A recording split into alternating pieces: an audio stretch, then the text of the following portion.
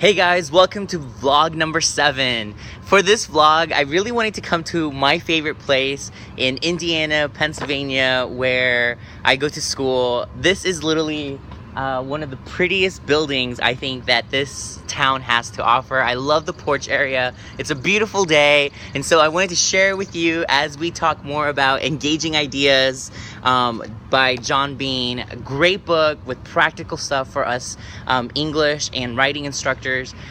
This specifically deals with chapter 5, the whole issue of grammar and correctness.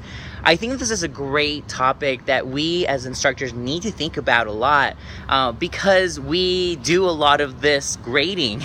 That's part of our job. I wish sometimes that my job was just to lecture or to like work with students one-on-one and just like basically do that, like the teaching aspect.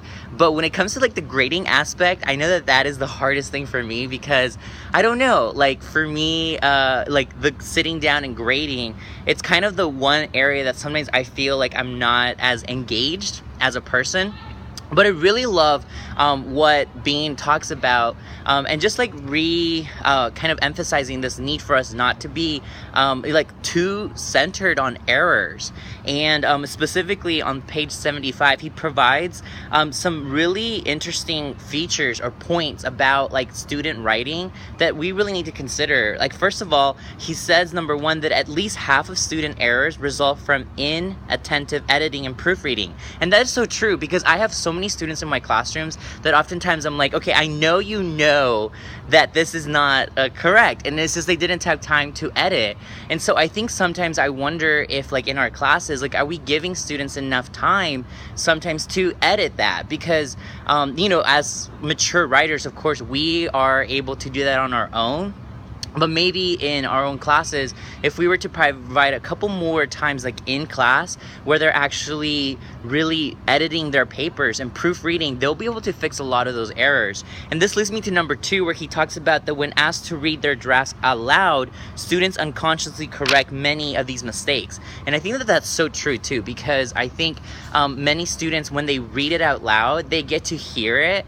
And many times that is just what they need to be able to classify an error that maybe they made, or ultimately sometimes be able to realize that like their voice, like it's almost like that second or third party conscious kind of helping them proofread their paper. And so I think that that is a great strategy, of course, to be able to get students to like proofread their papers. I especially do that also with second language learners. I think that that's a great way for them to really be able to catch some of the errors that they'll be able to miss. And what's interesting too is the third one, where he talks about that student errors are systematic and classifiable.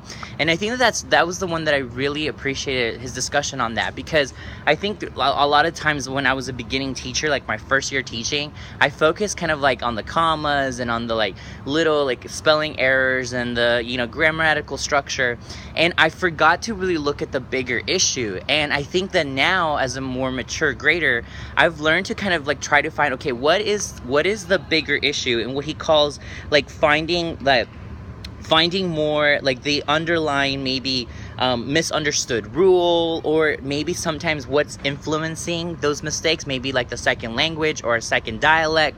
And if you're able to find that more systematic issue there, that may be the thing that actually helps. It's kind of like a domino effect. And so those are just my thoughts. I think as a teacher, my only question to incorporating like some of these issues with correctness and errors is I know that there's like a trend to kind of say like, well, like we need to de-emphasize error and de-emphasize like the whole focus on it.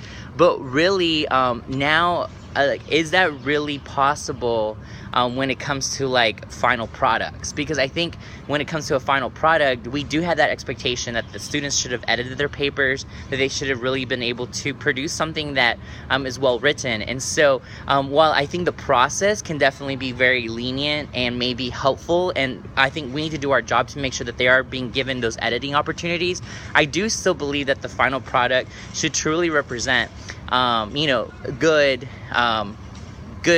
mechanics and organization, and those errors hopefully should still be held accountable. So what are your thoughts? Have a great day, guys. Get outside. It's a beautiful day. Bye-bye.